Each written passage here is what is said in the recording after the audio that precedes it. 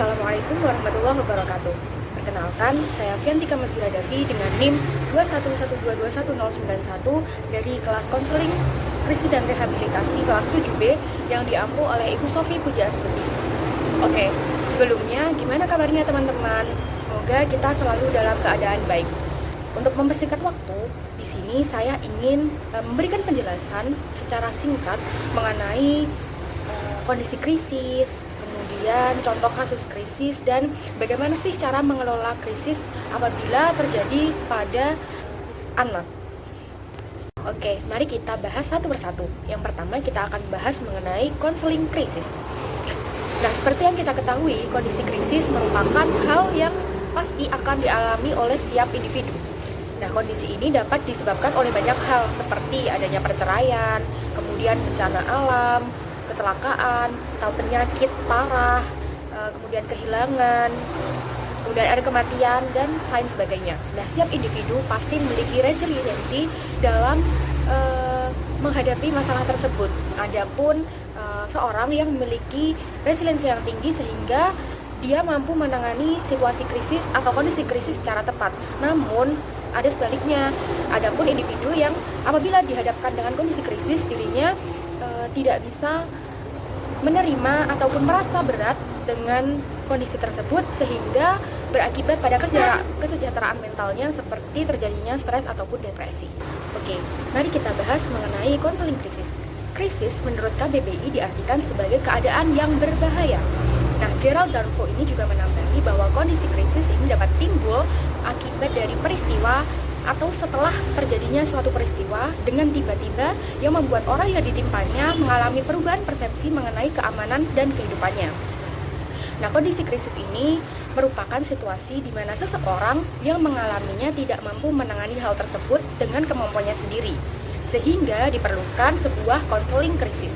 Menurut Glading, konseling krisis merupakan sebuah pendekatan secara langsung yang bertujuan membantu individu dalam menemukan sumber daya dalam dirinya maupun dari luar dirinya untuk membantu dirinya keluar dari kondisi krisis. Gimana teman-teman? Apakah bisa dipahami? Atau saya berikan satu contoh kasus deh mengenai kondisi krisis yang kemungkinan dialami setiap orang bahkan pada anak-anak, yaitu tentang kematian. Di sini ada sebuah cerita bahwa kakek si Ruto meninggal ketika dirinya masih berusia 6 tahun. Nah, Ruto sebagai cucunya tidak diberitahu karena dianggap dirinya masih terlalu kecil dan terlalu muda untuk mengetahui situasi dan kondisi yang sedang terjadi. Maka Ruto tidak diikutsertakan dalam pemakaman kakeknya. Namun karena Ruto ini sangat dekat dan saya sangat menyayangi kakeknya, seiring berjalannya waktu, dirinya merasa kehilangan karena tidak dapat lagi melihat kakeknya dan mendengar lagi cerita-cerita dari kakeknya itu. Hingga suatu saat dirinya mengerti bahwa kakeknya ini tidak dapat ditemui lagi. Namun penyebab yang dipahami oleh Ruto ini karena kakeknya sudah tua dan menderita penyakit serius. Nah, kira-kira kalau menurut teman-teman gimana nih dalam menyikapi kasus tersebut? Sebelumnya mungkin di antara kita juga merasa bahwa alangkah baiknya apabila berita duka ataupun pengalaman atau sesuatu yang tidak menyenangkan tidak diberitahu, terutama untuk anak-anak, karena bagi kita mereka ini masih sangat kecil untuk menerima informasi sehingga belum dewasa dalam menyikapi hal-hal tersebut. Namun setelah saya sendiri membaca buku dengan judul Emosi, Bagaimana Cara Mengenal, Menerima, dan Mengarahkan yang ditulis oleh Alvin, di situ memberitahu kita bahwa orang dewasa seharusnya memperbolehkan anak untuk mengungkapkan berbagai macam emosi yang dirasakan, entah itu dari perasaan marah, kecewa, senang, sedih, ataupun emosi yang lain sebagainya. Sebab dengan begitu orang tua ini dapat menolong anak untuk mereka dapat mengolah emosi tersebut. Sedangkan dengan menyembunyikan perasaan dan peristiwa yang tidak menyenangkan dari anak akan mengalami hambatan dalam mengeluarkan atau mengekspresikan emosinya di masa depan.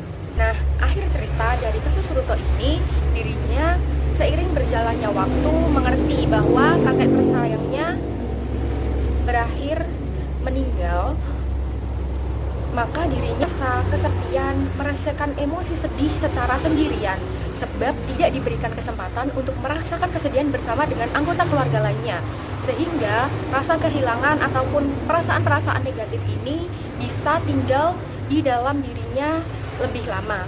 Alangkah baiknya apabila Ruto ini diberitahu sejak awal agar dapat merasakan duka cita bersama dengan keluarganya dalam waktu yang bersama-sama. Melibatkan anak dalam proses berduka, melibatkan anak mengetahui kematian orang yang dicintai, seperti menghadiri pemakaman ataupun membuat kenang-kenangan, akan membantu mereka memahami situasi yang sedang terjadi. Mungkin itu saja yang dapat saya sampaikan, kurang lebihnya saya mohon maaf. Wassalamualaikum warahmatullahi wabarakatuh. Terima kasih.